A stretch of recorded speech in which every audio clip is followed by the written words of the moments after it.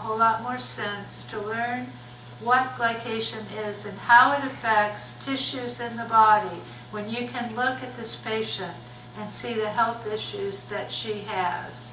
So in that's just a little example of how we reinforce the basic science and merge it with clinical considerations. So if we go back to the previous slide, then you'll see what we ask you to do in the final block is to do that all by yourself. So in the final block, you get a patient, and then you break into teams with classmates, and you do all the work, and you assemble all the information that you have learned over the course of a year, which helps you to understand the diseases or states of the patients in this last case. And you present this in a grand rounds type fashion to each other on a final poster day. And then you go into your exam following synthesis, just like the other blocks, and that is a comprehensive exam. Then as you move to second year, in the next, well here, this is just an example. This is our patient, or was our patient this past year for the cardiovascular block. And this is Dr. John Economides, who's chief of cardiovascular surgery at MUSC. He's incredibly talented and invested in medical education. And that's what I do also want to share with you, that our physicians care about medical students and they're part of our education, even during years 1 and 2. This is the patient who learns that she needs an aortic valve replacement. She has aortic valve stenosis, and he has to tell her that her life will probably end in 2 years without this surgery. And you watch him interview her, and you see her genuine response. As we go to the next slide, you'll see that while you're in this block, you're learning the anatomy, the physiology, you're learning everything there is to learn about the cardiovascular system and how it functions in the normal individual and what can contribute to the disease process. We also take you into the simulation lab. I should add, you all see standardized patients and you go into the simulators as early as the first week. And in the second month, you'll be doing ECGs and learn what they mean and how to do them. So our clinical activities really are coming forward and merging with the basic science. And in the next slide, you'll see that our students actually watched videotape of her actual valve replacement surgery, which was quite amazing. They learned about the type of valve that she chose and that the physician chose, and you also were able to watch her follow-up. And she had some complications due to her prior health history. In the final slide, you see her as she's about to be released from the hospital, and you're able to understand what was prescribed in terms of rehabilitative health. And that's a theme that goes on through the second year as well, pharmacotherapy and other therapies. So you see, you're really tying the patient from the day 1 of medical school in our new curriculum. You're really tying in patient care. The next slide just reinforces that this occurs in every single block. And we've had some really interesting patients, I'll have to tell you. The next slide. This is what this looks in real time. This is sort of a make-believe block. We have classes. Our classes are 4 in number, never more than 4 a day in terms of lectures, and they last only 45 minutes. We have 15 minutes in between, which allows you time to interact with professors. So, even though we have a large school and a large class, students from small schools will tell us they have a closer relationship with professors at MUSC than they had at their small schools. So you have access at all times to our teachers. The themes are color-coded, as you see. And then in the afternoon, this is when we break into laboratory types of activities, simulation activities, standardized patient-assisted physical diagnosis sessions, anatomy lab. We have teaching teams, and so if you are in Team A or D, Tuesday is your dissection assignment day. You do a dissection.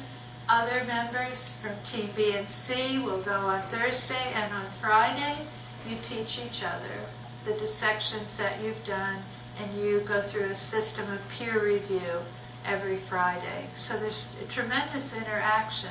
The next slide. The reason that we are looking to alternate activities aside from lectures is this. This is the learning pyramid, which was published by others, but this tells you about what the level of retention of facts is for each type of learning activity. Lecture on the top, it's said that only 5% of what you hear in a lecture will be retained by the end of it. That means you're only going to remember 5% of what I've told you in this past hour. Reading, audiovisual demonstration has a better take rate, but look what has the best take rate. Discussion, teaching others.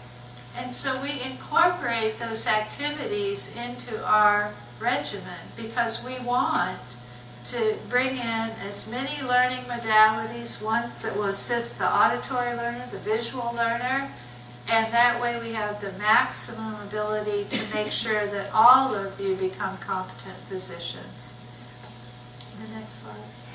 Year 2 has the same pattern, but the emphasis shifts from normal structure and function more toward disease, with pathophysiology and genetics being a big theme at the top. Immunity and infectious disease. How does the body respond to infection? And then pharmacotherapeutics and nutrition is the third theme, and fundamentals of patient care goes on. And then you'll see that each semester similarly is broken into systems-based blocks. We start again with the foundations block, which goes into cell injury and repair, and inflammation, things that occur in almost any disease process, and then we move into the systems. The afternoon schedule is similar to year 1, but the activities are somewhat different. Okay, in year 3, at the end of year 2, it ends in May, mid-May. You start studying for step 1 of national boards. Most of our students take their national board exam by June 28th. The reason being, in July 1, you go to clinics. And of course, you can't proceed through clinics until you have passed your step 1 of your national boards.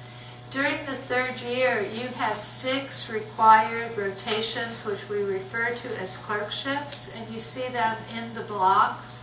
We allow you to request an order that suits you. So different students have different ways of rationalizing why they should take something first and another thing the last, and we allow you to do that. And we're able to generally accommodate most of your requests, which was pretty amazing considering the numbers. But why would you choose a particular order?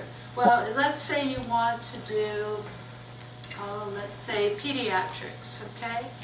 Now one might think you'd want to rush into peds as your first rotation, when in actual fact maybe it would be better to do your internal medicine rotation first, understand the workings of the hospital, rounding, really get medicine into your system, and then do peds. And by then you're going to be set, and you're going to do a much better job and make a much better showing in peds. So that's the way students kind of rationalize things, okay? I did have one student tell me that he did his surgery rotation based on how many daylight hours there were in a particular month, because he couldn't stand the idea of going to work in the dark and coming home in the dark. So that was another thing I heard. I don't think many of our students do that. Now, if you go back, you also get to take 4 selectives, and these are subspecialty electives that are short. So let's say you're interested in forensic pathology. We have a selective in forensic path. We have a selective in child neurology. We actually have more than 71 selectives. And this is extremely important because as your first year ends in June, you are then immediately starting to meet with one of the deans to start preparing your dean's letter, which goes with your applications for residency. So when we move to fourth year, what I will tell you is that all of the dean's letters are finished and students have already applied for residency here in September and October, and many of our students will begin their interviews this next week. So if you're waiting to year 4 to make a decision about what you want to do, you're kind of in a bind, you know. So that's why we give you careers in medicine in year 1 and 2. It's why we allow selectives in year 3. It helps you to test the water, so to speak, and figure out what you really want to do, because by the time year 4 starts, you're in the process. So in year 4, you have 3 rotations that are required. There are different ways to fulfill each of the 3. The externship I made taller because that's an externship is a situation where the more is asked of you. The level of response that you are required to have is equivalent to what you will be expected to have in the internship year after medical school. So it's a way of getting you ready for residency. And then during the year, you also take 5 additional electives of your choosing. By March 17th, usually that's the date, you will have match. And that's when you'll find out how your life will change exactly, where you'll do your residency, which residency you'll have. And then you'll finish and you will graduate in May. And let me tell you, this goes so fast. It just goes so fast. So it's a whirlwind. So when you start medical school, you need to take a deep breath and understand that it's a long process, but one which will go at the speed of light. Next slide. So I said that it's hard for teachers to change. It's sometimes hard for students to change. And the only thing that's hard about medical school, it's not any given fact. You all are very bright or you wouldn't be here, and you can get any one piece of this information. But it's the idea that it comes at you so fast, so fast. It's like learning in any given course or theme in 1 week the amount of material that you would have learned in a semester of undergraduate school. It's tough. It's really tough. And so a lot of students who never had to crack a book, you know, except for the night before an exam, or just really never put much effort into developing study habits, you get to medical school and suddenly you realize, I don't know how to study. I don't know how to budget my time. Those are the students who really have the toughest transition. Quite frankly, if you're a student who had a real rough time in a course and you had to figure out how to learn this particular kind of material and you did it, that's good preparation for medical school. You have to be flexible.